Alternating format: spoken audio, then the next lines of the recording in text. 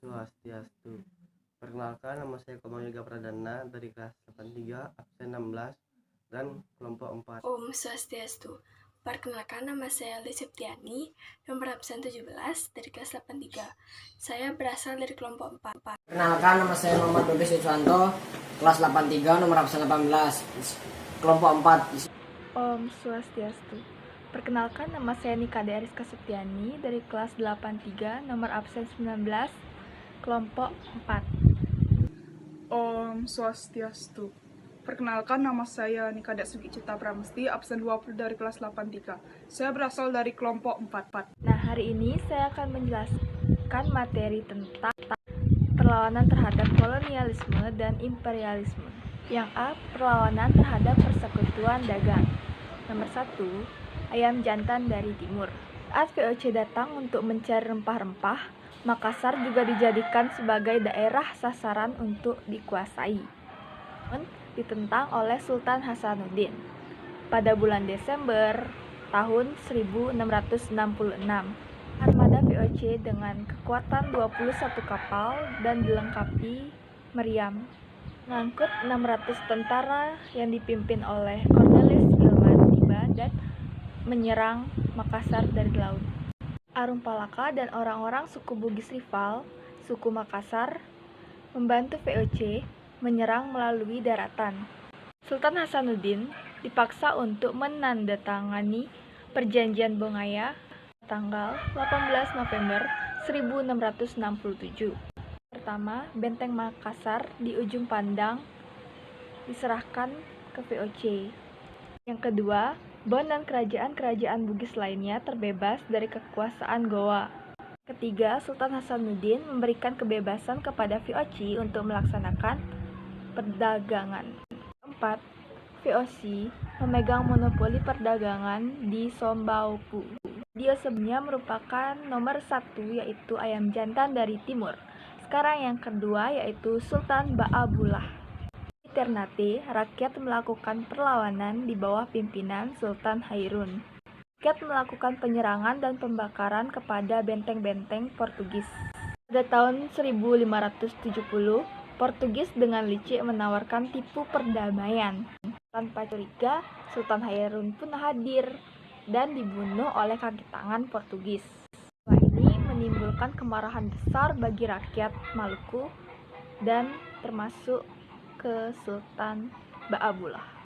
Tahun lamanya, Portugis mampu bertahan di dalam benteng dan pada akhirnya menyerah pada tahun 1575. Mereka kehabisan bekal. Selanjutnya, mereka melarikan diri ke Timur-Timur. Ada yang ketiga, yaitu perlawanan Aceh. Kerajaan Aceh merupakan saingan terberat dari Portugis dalam perdagangan. Raja Aceh yang melakukan perlawanan adalah sebagai berikut. Yang pertama, ada Sultan Ali Mugayat Syah. Dari tahun 1514 sampai 1528, dia berhasil membebaskan Aceh dari upaya serangan penguasaan Portugis. Yang kedua ada Sultan Alauddin Riayat Syah 1537 sampai 1568. Berani menentang dan mengusir Portugis yang bersekutu dengan Johor. Ketiga ada Sultan Iskandar Muda 1607 sampai 1636. Ini saya akan mempresentasikan tentang serangan Mataram terhadap VOC. Sultan Agung merupakan raja yang berkuasa pada masa kejayaan Mataram, di mana yang memiliki cita-cita yaitu mempersatukan seluruh tanah Jawa dan mengusir penjajah atau kekuasaan asing dari Nusantara. Sultan Agung memiliki rencana untuk menyerang VOC. Ada 4 alasan mengapa Sultan Agung menyerang VOC. Yang pertama, keberadaan VOC di Batavia yang mengancam serius bagi masa depan Pulau Jawa. Yang kedua, VOC melakukan tindakan monopoli perdagangan. Dan yang ketiga, VOC tidak mau mengakui kedaulatan Mataram. Dan yang keempat, VOC berusaha menghalangi kapal yang ingin berdagang kemana-mana. Yang kedua terjadi pada tahun 1629, di mana pasukan Mataram diberangkatkan ke Batavia yang dipimpin oleh Tumenggu Singaranu, Kiai Dipati Juminah, dan Dipati Purbaya. Di sini dengan segera VOC mengirimkan kapal-kapalnya untuk menghancurkan lumbung-lumbung yang telah disiapkan oleh Mataram. Di sini juga pasukan Mataram dapat menghancurkan atau mengepung benteng Hollandia. Agar tidak diketahui oleh pihak Belanda, markas dipindah-pindah dari Selarong hingga Pengasas. Belanda bersama Pati dan Nurjo mengadakan serangan ke Tegalrejo pada tanggal 20 Juli 1820. Perang Diponegoro menggunakan siasat perang gerilya.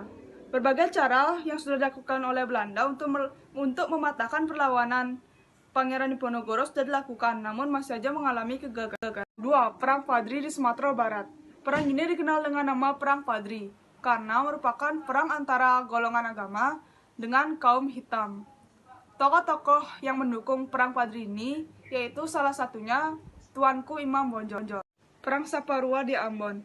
Perang Saparua dipimpin oleh Thomas Matulesi atau Patimura. Dalam pemberontakan tersebut, terdapat pahlawan wanita bernama Christina Marta Tia Hahu. Ia melakukan pemberontakan dengan sangat berani.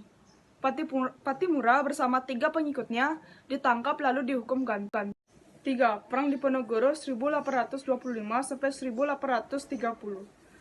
Pemicu utama perang Pangeran Diponegoro yaitu karena rencana pembangunan jalan yang melewati makam leluhur Pangeran Diponegoro, yaitu di Tegalrejo. B. Perlawanan terhadap pemerintah Hindia Belanda. Pada abad 19 merupakan puncak perlawanan rakyat Indonesia di berbagai daerah dalam menentang pemerintah Hindia Belanda. Kegigihan rakyat Indonesia menyebabkan Belanda mengalami krisis keuangan dalam biaya perang. Akhirnya Jenderal de Kock memutuskan untuk menggunakan siasat tipu muslihat melalui perundingan. Pangeran Diponegoro meninggal pada umur 70 tahun dan tepatnya pada tanggal 8 Januari 1855. Sebab-sebab umum perlawanan Diponegoro antara lain, yang pertama, adat istiadat keraton menjadi rusak dan kehidupan beragama menjadi merosot. Yang kedua, penderitaan rakyat yang berkepanjangan sebagai akibat dari berbagai macam pajak. Yang tiga, kekuasaan Raja Mataram makin melemah karena wilayahnya dipecah-pecah. Yang keempat, Belanda ikut campur tangan dalam urusan pemerintah dan pengangkatan raja pengganti. Yang kelima, kaum bangsawan sangat dirugikan karena sebagian besar sumber penghasilannya diambil alih oleh Belanda. Menjelaskan tentang Perang Aceh dan Perang Jagerage. Yang pertama yaitu Perang Aceh. Perang Aceh adalah perang Kesultanan Aceh melawan Belanda dimulai pada 1873 hingga 1904. Pada tanggal 26 Maret 1873, Belanda menyatakan perang kepada Aceh dan mulai melepaskan tembakan meriam ke daratan Aceh dari kapal perang Citadel Van Antwerpen pada 5 April 1873. Yang kedua yaitu Perang Bali II atau disebut juga Perang Jageraga. Terjadi pada tahun 1848. Perang tersebut berlangsung antara pasukan Belanda melawan pasukan Bali. Pasukan Belanda beranggotakan 2.400 prajurit, sepertiga terdiri atas orang Eropa, sisanya adalah orang Jawa dan Madura, ditambah dengan satu kompi yang beranggotakan orang kulit hitam Afrika. Orang Bali berjumlah 16.000 jiwa, termasuk 1.500 orang yang bersenjatakan senapan api di bawah pimpinan I Gusti Ketut Jelante. Setelah Belanda mendarat, orang Bali menarik diri ke posisi mereka di Jagaraga, hanya 4 km jauhnya. Sini saya akan menjelaskan perlawanan Sisingamangaraja di Sumatera Utara. Perlawanan terhadap Belanda di Sumatera Utara berlangsung selama 24 tahun. Pertempuran diawali dari Bahal Batu sebagai pusat pertahanan Belanda tahun 1877. Untuk menghadapi Perang Batak, Belanda menarik pasukan dari Aceh.